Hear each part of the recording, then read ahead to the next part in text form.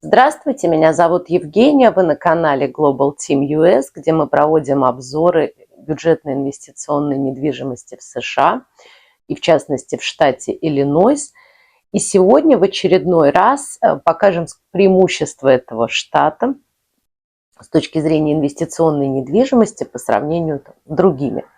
На примере конкретного объекта и вообще арендной недвижимости и ее доходности.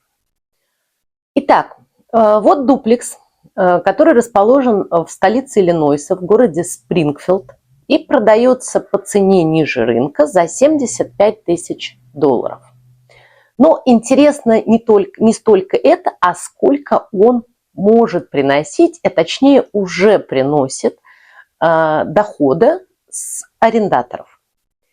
Итак, мы планировали этот дуплекс просто продать под аренду по цене ниже рынка, так как мы стараемся всю недвижимость и покупать ниже рынка, но, соответственно, и продавать чуть ниже рынка, потому что мы, по сути, такие оптовики в Иллинойсе, в инвестиционной недвижимости. Вот, но спрос на аренду в Спрингфилде очень высок. И нас закидали вопросами и просьбами сдать этот дом в аренду. Сразу скажу, что дом состоит из двух юнитов. Это дуплекс. Он состоит из трехспального юнита и односпального юнита. И мы решили поэкспериментировать. То есть трехспальный юнит, как и положено, мы понимали, что он пойдет под долгосрочную аренду. И оставили его пустым, готовым просто к заселению и там завозу своих вещей для потенциального арендатора. А односпальный юнит мы решили сделать меблированным. То есть его меблировать, обустроить для того, чтобы потенциальный покупатель этого дуплекса при желании мог этот юнит сдавать не только в долгосрочную аренду, но и в краткосрочную, что, в общем-то, и делалось в этом доме. То есть в одной половине когда-то в трехспальном юните проживал собственник этого дома, а второй юнит, он его сдавал в аренду на Airbnb, Booking и других ресурсах. Что, соответственно, приносит в месяц там, в 1,5-2 раза больше, чем долгосрочная аренда.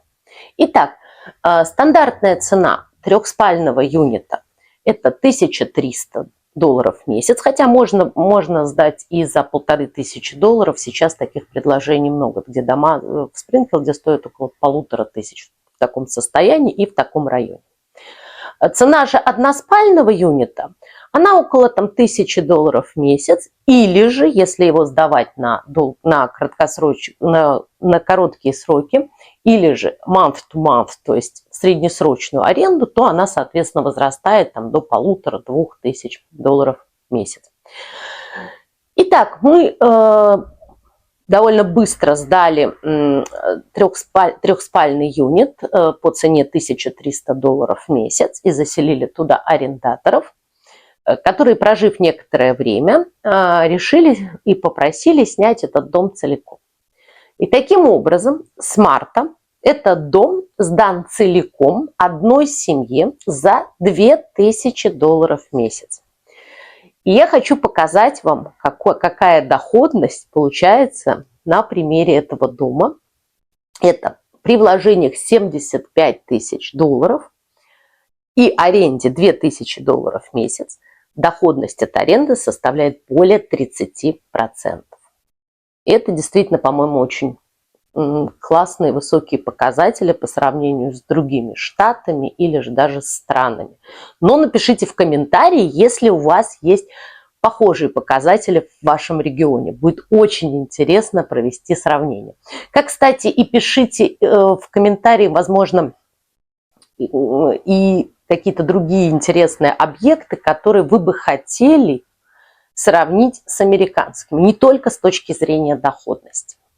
Таким образом, подтверждается, скажем так, наша гипотеза о том, что инвестировать в Иллинойс выгодно, да, так как, пока не видела, скажем так, других аналогичных примеров в других штатах или даже странах, где действительно можно войти и приобрести готовый объект недвижимости менее $100 тысяч и с таким доходом. ежемесячным.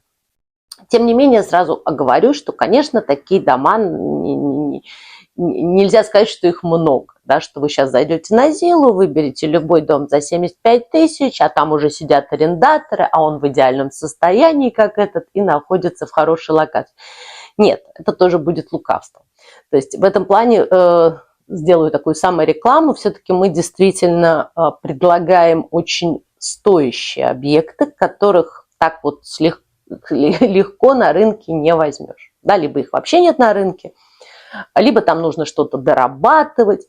То есть, наверное, за это вы как бы и с нами все это время, потому что наша комьюнити прирастает, так как мы действительно предлагаем интересные, хорошие объекты. Но, скажем так, если потратить время, то, в принципе, да, то есть вот дома в пределах 100 тысяч долларов можно приобрести с готовыми арендаторами и получать, как вы видите, от 20 до 30% в год или даже чуть выше.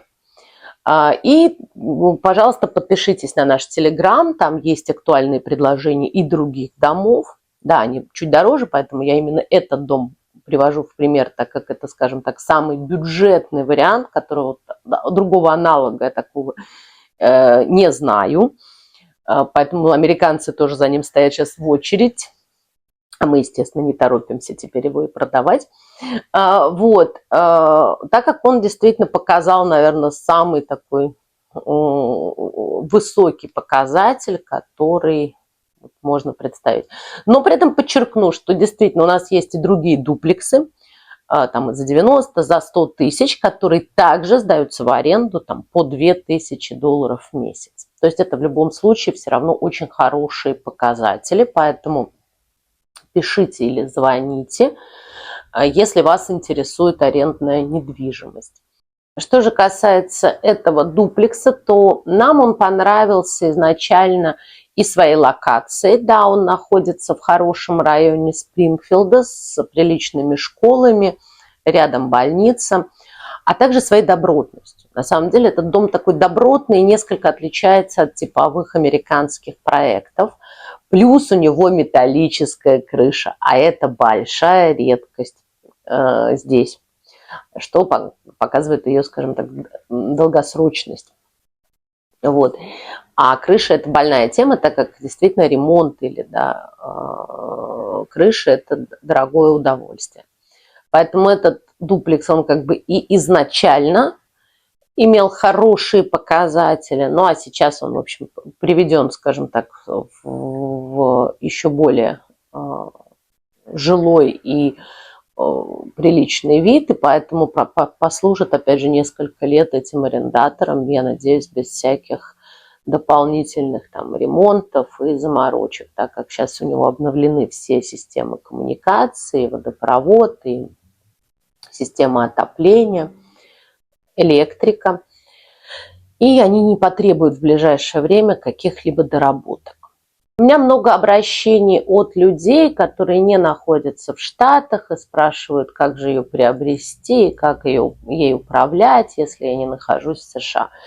И мы об этом много говорили, но еще раз повторю, что у нас есть клиенты, которые никогда не видели своих домов, которые они приобрели, да, и просто получают ежемесячный доход от арендаторов. Есть люди, которые находятся здесь, но проживают в других штатах и тоже не встречаются с арендаторами. То есть, по сути, это такие же дистанционные покупки, что здесь, в общем, очень распространено. Так и сами американцы, я вам хочу сказать, которые у нас приобретали пару домов недавно, никто из них не был территориально в самом Иллинойсе. То есть, поэтому дистанционная покупка здесь популярна не только среди американцев, не только среди иностранцев, да, которые не могут сюда приехать, но и внутри самой Америки. Да, то есть они зачастую просто заказывают инспекцию, да, у местного контрагента, тот проводит инспекцию, либо просто просят зайти кого-то, если у них есть какие-то знакомые на месте, а некоторые просят провести онлайн, да, видеотур по дому, и этого оказывается достаточно. И, в общем-то, все. Да, то есть поэтому, а все остальные вопросы, всеми остальными вопросами занимается уже клоузинговая компания, как вы знаете, это сторонняя организация юридическая, которая проверяет этот дом. Ну, некоторые, опять же, отказываются от этой сложной процедуры, проверяют это там сами, поскольку большая часть информации публичная, ее можно проверить и самому. И просто сокращают тем самым затраты на переоформление и делают так называемый нотариальный клоузинг через нотариуса без длительной процедуры проверки там всей истории дома.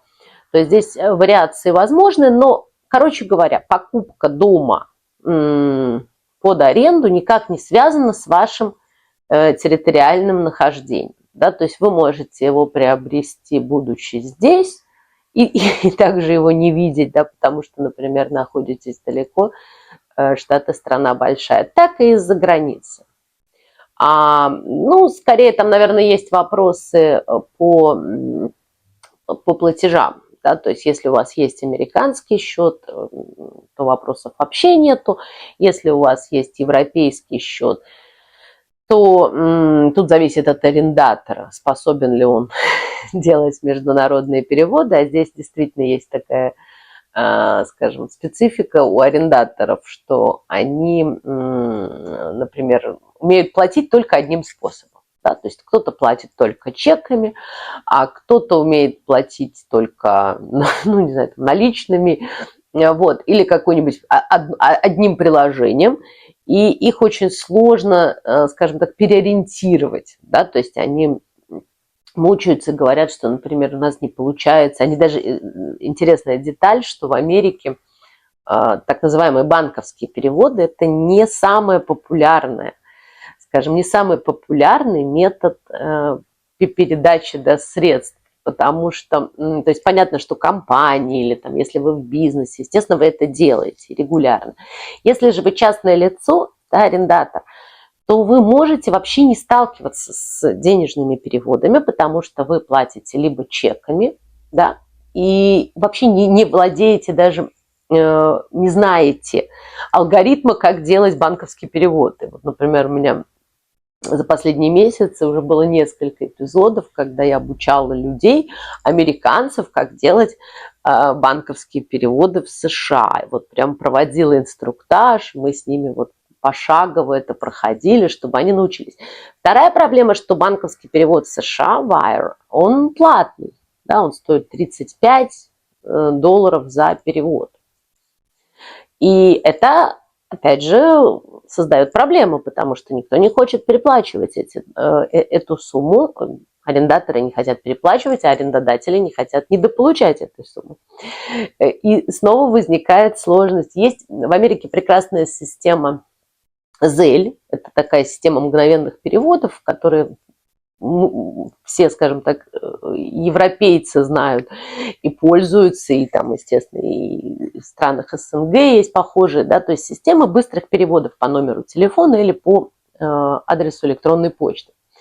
Но проблема в том, что у некоторых, например, арендаторов, которые находятся, ну, у них есть какой-то локальный банк, счет в локальном банке, а локальный банк не подключен к этой системе перевода. Да, то есть эта система переводов, естественно, есть во всех федеральных банках, таких как Bank of America, Wells Fargo, Chase. И она может не быть в каком-нибудь банке Спрингфилда, местном банке Спрингфилда. То есть он не подключен к системе Zelle.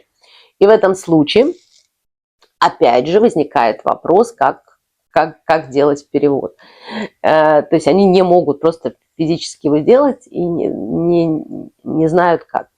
Вот, поэтому вот этот вопрос требует, скажем так, дополнительной проработки, да, то есть либо вы, опять же, используете там представителя на месте, нас или не нас, в зависимости от того региона, где вы покупаете, который будет вот принимать эти платежи, то есть вот это, и там вам их переводить в той валюте, в том виде, в котором вы хотите в итоге получить эти деньги. И этот вопрос просто требуется дополнительно обсудить при заключении договора, да, чтобы вы не попали вот в эту сложность именно передачи денег. Ну, как правило, она решается просто, скажем так, каждый выбирает свою какую-то систему, модель, кто-то, да, договаривается. При этом все равно сохраняются такие методы, там, как PayPal, другие. Если же вы находитесь, скажем так, это для там, клиентов из России, у которых нет никаких, да, возможностей вообще получать международные переводы, и они пользуются криптовалютой, то да, то вам нужно предусмотреть, скажем так, местного представителя, который ежемесячно будет обеспечивать, да, организовывать вот эту вот передачу денег, полученных от арендатора, за там, какую-то комиссию. Либо же вы можете заключить договор с управляющей компанией, которая полностью возьмет на себя вот эту процедуру организации взаимодействия с арендатором и будет получать там ежемесячную комиссию, вычтенную со стоимости аренды. Да. И здесь она в Иллинойсе она составляет там, от 8, по-моему, до 12%, где-то там 20%, по-моему, во Флориде. Еще одна удобная опция получения платежей от арендатора – это подключение специального приложения. Здесь в США есть несколько приложений для арендодателей, которые, соответственно, здесь популярны. И, то есть вы загружаете туда данные своего объекта, вы загружаете туда данные арендатора, и ему раз в месяц указываете там даты платежей, ему будет приходить просто на почту уведомление о том, что ему пора заплатить, и в этом случае он может оплатить все со своей карты по вот этой платежной ссылке. Тут вопрос, опять же, не знаю, насколько эти приложения интегрированы с иностранными банками. Да? То есть если у вас нет американского банка, я не знаю, сможете ли вы интегрировать это приложение, да, и соединить его со своим иностранным банком. Но вот непосредственно в США, наверное, это самый популярный способ приема платежей. То есть понятно, что некоторые действительно там просто отсылают и получают чеки арендодателя, а если мы говорим уже о такой, скажем, большом количестве объектов, то это все-таки такой property management, вот это приложение, которое позволяет там и в то же время контролировать и видеть, кто заплатил, кто нет. Это довольно удобно, такая CRM-ка, которая позволяет управлять недвижимостью. Поэтому тоже рекомендую их использовать, если вы планируете приобретать там несколько домов. Это действительно удобно. Что касается налогов и коммунальных платежей. Значит, коммунальных платежей в принципе такого явления в частном доме нет. Если мы говорим об электричестве, газе и воде, то эти все затраты берет на себя арендатор. Он после заключения договора аренды заключает отдельные договоры на электроэнергию, воду и газ. То есть с этого момента с вас этот вопрос, с арендодателя этот вопрос снимается, да, как бы с вами договор прекращается, и он переносится на арендатора, и поэтому все задолженности, все какие-то сложности арендатор решает напрямую с этими компаниями, вас это никак не касается. После того, как арендатор съедет, вы, естественно, можете спокойно обратно вернуть ваш договор, если он вам нужен, либо не заключать договор, если дом просто стоит пустой, для того, чтобы не... для того, чтобы просто, да, вообще не думать об этих платежах. Это тоже чаще всего и делается в Штатах, для того, чтобы не было там случайно забыл лампочку, да, и потом за это платишь. Что касается налогов, они оплачиваются, соответственно, 2 раза в год, это весной и осенью. Они оплачиваются собственником. То есть коммунальные платежи и вот всякие газ, электричество, вода, они с арендатора, налоги, они остаются, да, на собственнике. Кто платит за поломки в доме? По-разному. По-разному зависит от причины, да, поломки. И тут иногда за это отвечает, соответственно, арендатор, да, то есть какая-нибудь замена лампочек и не знаю, мелкие поломки, если сами что-то там сломали, да, они сами это оплачивают, либо они обращаются к вам, вы вызываете мастера, а потом они, соответственно, оплачивают это вам. Если же мы говорим про такие крупные поломки или такие естественные, вот, например, этой зимой там полетело несколько котлов, просто из-за того, что они не справились с очень сильным, да, перепадом температур, было действительно очень холодно, там, минус 25 градусов. В этом случае эта поломка, естественно, оплачивается собственником и организуется этот ремонт. И ремонт может быть организован, ну, довольно тоже просто, то есть можно вызвать просто специалистов по котлу в этом регионе, и они придут, сделают, не нужно никаких там наличных, они позднее просто выставляют, скажем так, счет, иногда они просят аванс, а иногда просто выставляют счет в конце, который у вас там, вам надо будет оплатить в течение какого-то времени. И то есть это, опять же, вполне решается и дистанционно, то есть для этого не нужно иметь какого-то там property-менеджера, которому вы платите каждый месяц, чтобы там раз в год решить такой вопрос. Нет, это можно сделать единоразово. Если же есть просто, я знаю, клиенты, которые вот не хотят вообще вдаваться и узнавать, кто и как чинит котел, там, не знаю, в Иллинойсе, то в этом случае, еще раз повторю, есть вторая опция, это заключение договора с управляющей компанией, которая ежемесячно, то есть вы даже не будете, да, то есть как бы вовлечены в этот процесс, она будет сама контролировать и решать все вопросы, и просто вам действительно там эти вычеты будут по факту их, там, скажем так, исправления будут сделаны. Что делать, если арендатор съезжает?